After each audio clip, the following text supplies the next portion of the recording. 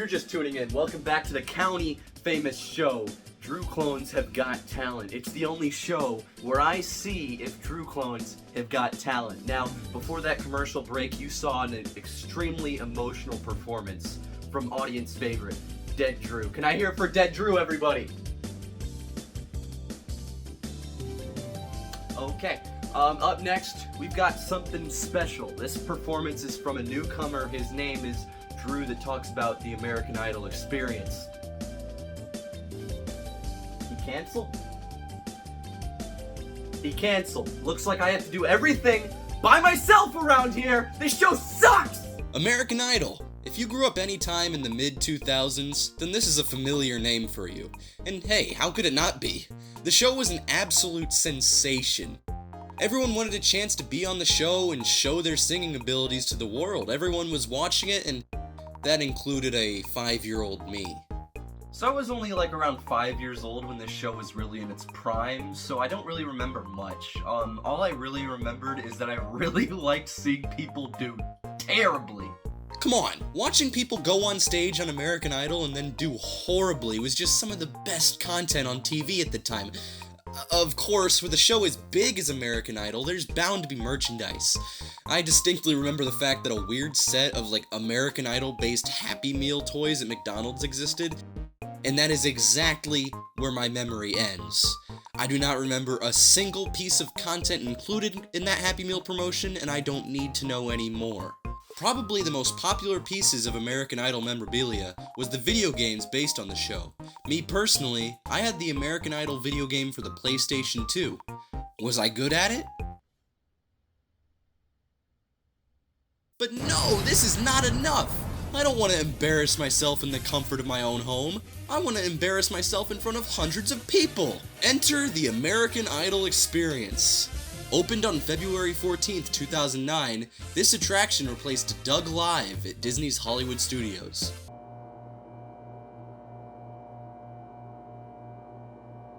And the press release from before this thing opened is very interesting. Here, let's take a bit of a look over the whole thing. The Wall. The American Idol experience features the largest curved video wall at Walt Disney World Resort. Finally! Born to be wired. The high-tech theater is wired with more than 76 miles of cable and 25 miles of conduit. It just keeps getting better and better. Let's look at the next one. Space Jam. Space Jam, like from the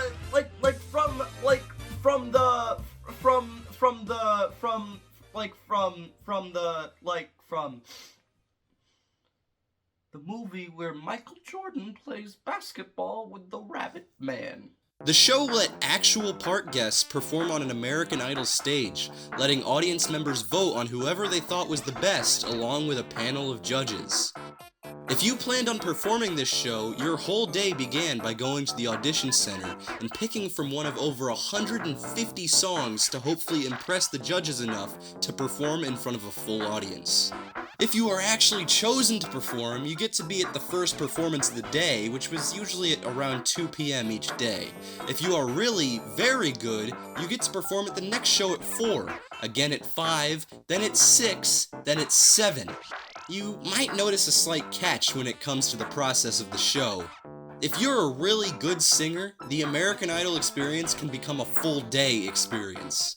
From auditioning in the morning to performing in the 1-hour-long final show at 7, an entire day's worth of admission is taken up due to your participation in this show. You'll have barely any time for lunch in the afternoon, and no time at all for dinner in the evening. If you get into this show, you'll be running on a near-empty stomach. Now, what if we were to look at the show from the perspective of an audience member? These people are terrible! If you showed up to the Hyperion Theater for one of the day's showtimes, you'd be led into the large performance space and seated in a chair with a neat keypad thing on one of the armrests. At a major point near the end of every show, these keypads would be used by every single member of the audience to vote on who would ultimately be the winner of the show, all the way up until the last show of the day when the final decision is made. Now, I actually went to see one of the afternoon shows for this back in 2010. Did I enjoy it though? I was 7 years old. I don't know, I just kind of stood up for 20 minutes outside the theater, walked in, sat down, messed with buttons, maybe heard some singing, and then left to go do like Toy Story Midway Mania or something. The only part I remembered actually liking was when I got to press a button and vote for somebody. Like, yeah, I was 7 years old. If a button is presented to me at the bright young age of 7, it takes up my entire attention span. I am going to press that button. Alright, let's say you've devoted an entire day to this here show at Hollywood Studios. You show up in the morning, audition, do great. You do the first show, do great. Then every other show for the entire day up until the very last one. You are on the verge of starving to death. It's the final show. Literally every single person in attendance is voting for you.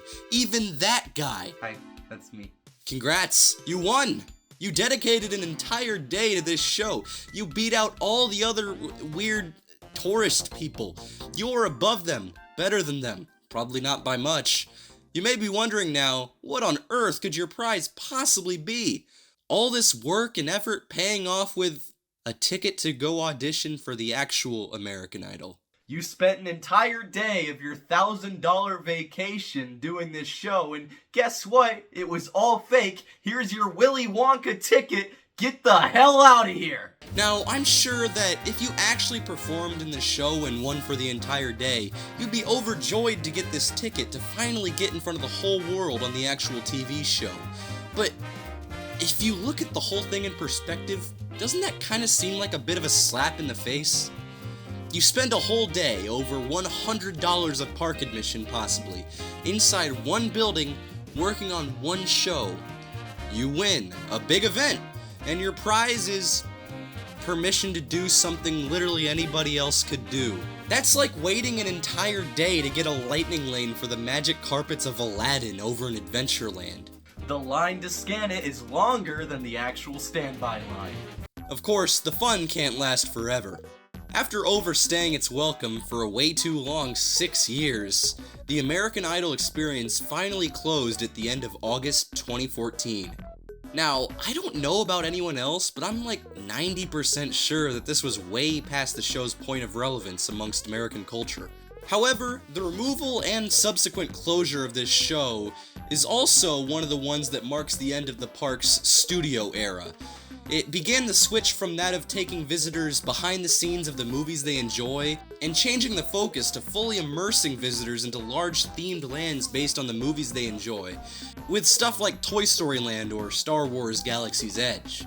After the closure of the American Idol experience, so too came the closures of the Studio Backlot Tour, the Streets of America, mostly, Writer's Stop, the Magic of Disney Animation, the Sorcerer's Hat, Lights Motors Action, Pixar Place, that weird room with the Xboxes, the Great Movie Ride, the Earful Tower, but not Muppet Vision 3D.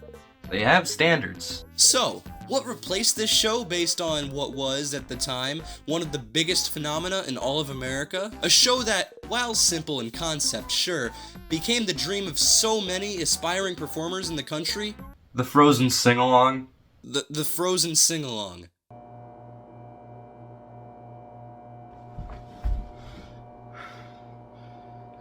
I get it now. Here's your Willy Wonka ticket. Get the hell out of here! Hey! Door.